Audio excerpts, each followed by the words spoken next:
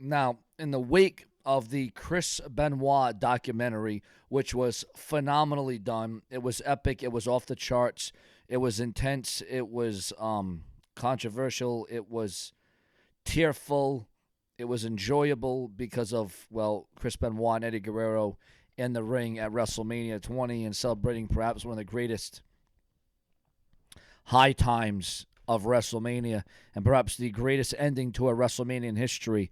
But what a lot of people aren't talking about, and this might be something that a lot of people haven't recognized, but I sure as hell realized it, and now it's coming to fruition. A lot more people are realizing it. It's again, you can talk about the he said, she said. You can talk about, was it the trauma? Was it the headbutts? Was it the fact that he had that of a dementia patient? Was it that Benoit's brain was just literally going away? It was fading away. It was burning away in his mind. A lot of people paint Chris Benoit as the greatest technical wrestler of all time, and some paint him as a monster. Some say he will never, ever, ever go into the Hall of Fame, no matter how his, here's the thing. His accomplishments, his accolades, his championship wins, Chris Benoit, ladies and gentlemen, will not be recognized for that. Chris Benoit will simply be realized as a killer. But I'm going to tell you something I realized. His last match, and you can correct me if I'm wrong, but I think I've went back and watched this match at least 300 times over the last few years since Chris Benoit and his family passed away. I watched him against Elijah Burke, and I watched him in that match, and I watched closely. And today I watched very, very closely, and I saw a man in Chris Benoit that something wasn't right. Now you can go back and watch this match. It's all over YouTube. It's on the WWE Network, I think. You can Google it. It's on YouTube. You can look it up. And it was going to be CM Punk versus Chris Benoit. But here is the eerie thing that I noticed, and here's the thing that, really, really took me away from this one here. This is the takeaway that I took away from what happened at that night to determine who would face CM Punk for the ECW title at either, was it Vengeance or Night of Champions, one of the two. Chris Benoit and Elijah Burke. It wasn't the greatest match of all time, but it was a decent match, all right? But what I recall and what I find eerie and what I found odd is that and go back and watch it for yourself. This is when I knew something wasn't right. I mean, did I think Chris Benoit was going to go do what he did? No, not at all. But I knew that something wasn't right. Something wasn't clicking. There was something off about this night about Chris Benoit. It wasn't the fact that he was off in the ring or he was doing something wrong. It was the fact after the match, and I don't know if you picked up on this or not, Chris Benoit goes out, and there's different angles of this, and this is where I caught up upon it. There's different angles you got to take of this, not just that one angle where he's looking at the ECW World title, the one title that has eluded him, the one title that he has never won. So Chris Benoit, and I apologize if I said CM Punk, because we all wanted to see CM Punk and Chris Benoit at that pay-per-view, which would have been a wrestler's wet dream. Or a wrestling fan's wet dream. Excuse me. Imagine Benoit, CM Punk. I mean, come on. That match is just off the charts. But anyways, Chris Benoit goes outside the ring after the match. And Chris Benoit walks over to that ECW World title. And the way he's looking at it, and in his eyes, you realize that there's something wrong. Something is not matching up. You can tell that something is not right. And this has not been brought up to anybody yet. I really, really analyzed Chris Benoit's face after that match against Elijah Burke to determine who would advance for the ECW World title back in 2007. And if you look at Chris Benoit's face, and again, you got to look at it from different angles. You might have to do a few edits and stuff. You might have to look at it from a different view. But I looked at Chris Benoit's eyes. I looked into his eyes, and, they were talking about his intensity. And there was just something wrong with Chris Benoit that night. And again, I can't put my finger on it exactly. But something was wrong. But the damage at that point had already been done. He had signs of that of a dementia patient. His brain was already breaking down. His brain was already melting away. Chris Benoit was already not the same person, ladies and gentlemen. And here on this show, again, I like to say I'm brash and I work around the clock on all rumors, news, and headlines in the WWE.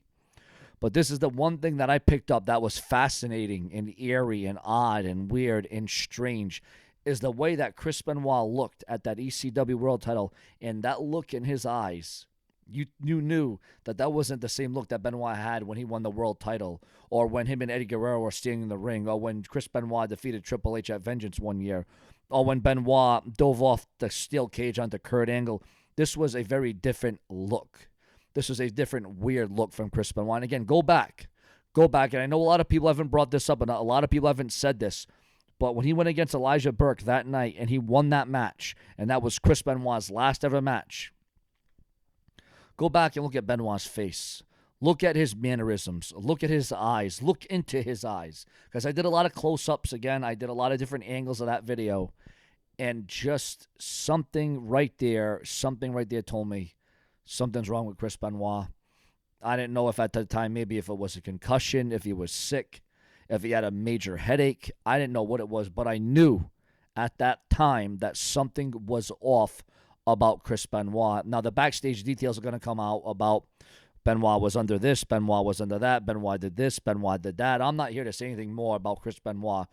All right, we already know what he did. We already know what he's about. We already know what he accomplished. Chris Benoit, the wrestler, one of the greatest of all time. Chris Benoit, the person, whether you want to blame it on Chris Benoit or the wrestling business.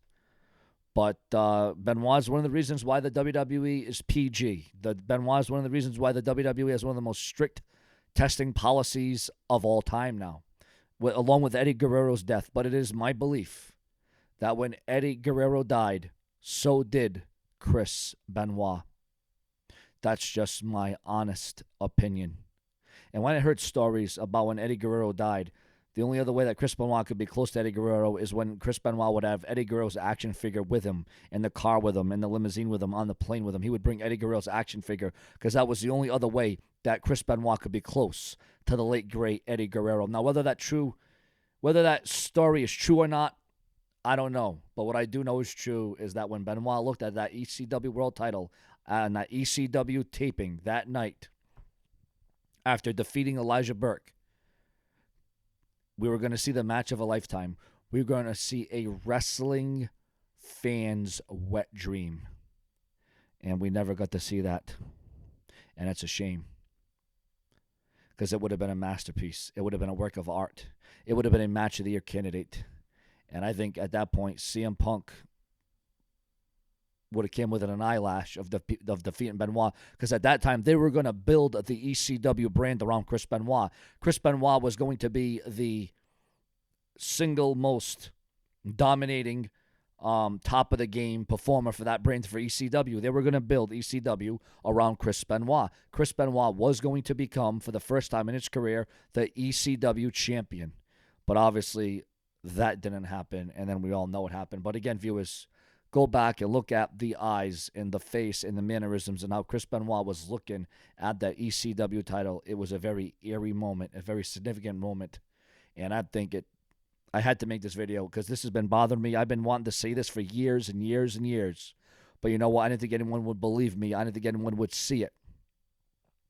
But again, you got to look at this match from a lot of different angles and a lot of different ways to get what I'm saying and get where I'm coming from.